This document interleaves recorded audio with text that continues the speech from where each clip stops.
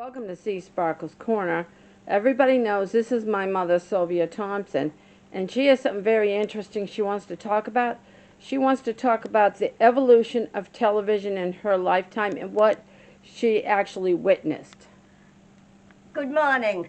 When I was 14 years old, my father came into the living room. He had a big box, and he said, "This is your first television." And he was talking to my mother and my brothers. And he brought in, it was a big, huge brown thing, looked like a bureau. And he said, "No." And I said to Dad, I said, "Where is the TV?" He said, "Watch." So he went to the cabinet and he picked up the whole cover, and you looked in the mirror in that cover to see a little 7-inch TV, because that's what, and it cost him $1,400. It was the first TV, and they only had it on 2 or 3 hours. But in those days, we would sit and look at the television pattern. They had a pattern that was like this with round stuff on it. It was I can't think of the exact name, but it was a TV pattern anyways. And it went on like that for hours. We only had TV for a couple of hours, just in the evening. And at the beginning, we only had, I believe, 2 or 3 channels. But we had a free channel from New Hampshire and the free channel from Massachusetts. That was all free. And in those days, they didn't charge you for television because you didn't have much. But that's all. But us kids and other people would sit and look at the pattern for hours, waiting for the TV to come on, because it didn't come on till like evening. That's the only time it was on, for a few hours. And that was our first television. In those days, it was a little 7-inch, and you looked in a mirror. I think some of them were made. The 7 inches were made so you could look at them direct. But this is, and in it, it had a stereo and a radio in that cabinet as well as the TV. But the funniest thing, you looked at it in a mirror, because if you looked at it flat, it would be backwards. You couldn't see it flat.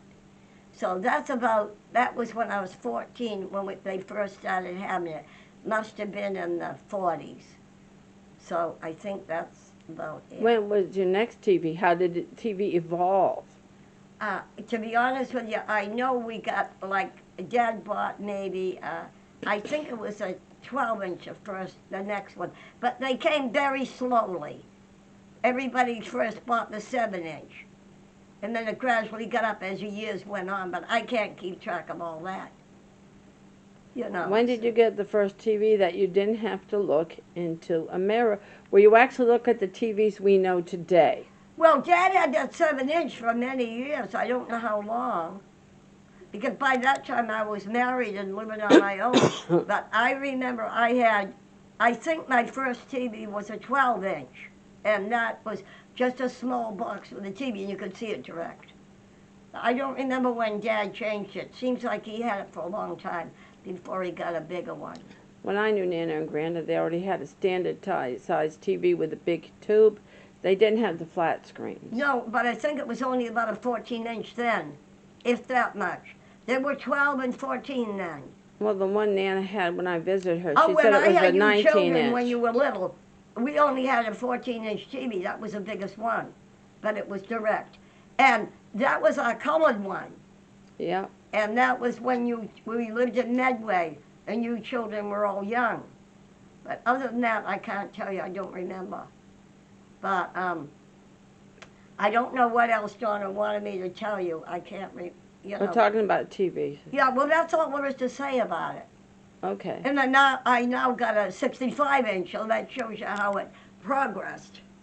Well, it went from that to, when did do you remember when the first TV came out with a picture tube in it?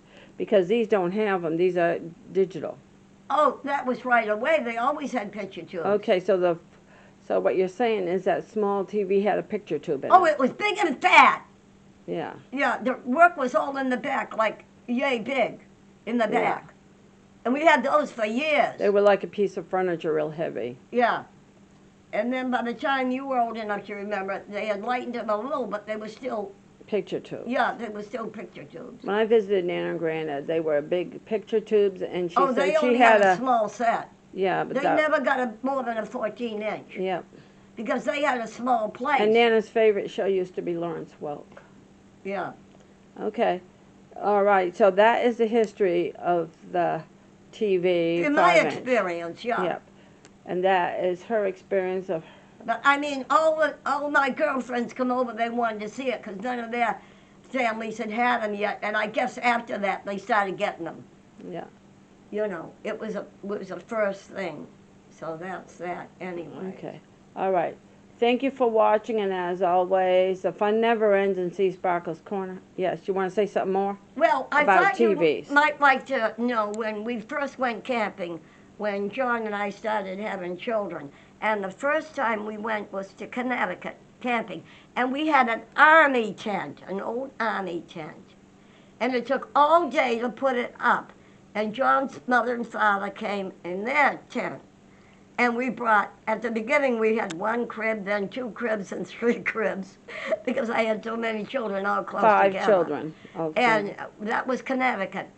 So you just think of it. We had to have a little travel trailer in the back of our car to take all the tent and all the equipment, because it was so darn big. And then we gradually changed. But I thought you'd like to know that in the olden days, Mom and Dad always used to camp. Oh, Mom and Dad, when I was a girl, we went camping. We went camping in New Hampshire, and 2 weeks out of every year, when Dad had it off, we would go camping. And we'd first camp with a tent. You know, this was before I ever got married, when I was probably 12 when I started that. And my folks first did a small tent. Then we went to this thing that was on wheels, and it would open up, and we'd sleep on the hard, I just have a blanket on it, because they didn't have the bed things that you use. What were they called? Army cots. No, the sleeping bags. That's sleeping bags, okay. Yeah, we had sleeping bags, but that thing was a flat wooden thing in those days, and it would go up, and then we'd go in it. There was nothing. And Dad would we'd go climb a different mountain every year that Dad had the 2 weeks off. Whether it was rain or shine, we'd always go. And I think we climbed every mountain in New Hampshire. We even climbed the White Mountain, that big one. And I took the children when they were old, when I had all of them. We went up to the Mount Washington, and we took the Cog Railroad up to the top of the mountain when the kids were young, and it cost John and I $75 for he and I and all the children to go up that Cog Railroad, and they loved it, and that was one thing we did. It was very cold. And at the bottom, we stayed at one of the little cabins overnight, because by the time we got back, it was too late, and that's how we did it. That was when I had my husband's vacation. So those are a few things I thought would be interesting. Yeah. So we'll call it a quick. The day we went up to the top there, it was very cold, and the only thing up there was a little on top. There was a store. Yeah, it was a place where people could stay, too. People could very purchase windy, stuff. very cold. But you could see for miles around. It was beautiful scenery. Yeah. And the kids were scared on that. Some of the children were scared on that, because it made a noise. It went clunk, clunk, clunk going down, because it had those things in the middle to hold on to it. Brake pads. Yeah. So it was a nice deal, you know. Mm-hmm. That's one of the things I took the children. My mother and I, as you know, you've seen us go on Amtrak. We both enjoy trains. Yeah, we go on the Amtrak every year practically. Well, when the children were young, and later I got a travel trailer. I don't know what you call them, but we had everything in it. And I personally drove them down from New Hampshire to the canal, and we stayed 2 weeks at the canal. And the children all fished, and we ate fish the whole time we were there, because they caught so many fish. I sat and watched, because, when I was 5 years old, we went fishing. Dad, myself, and my cousin Ed and Ruth.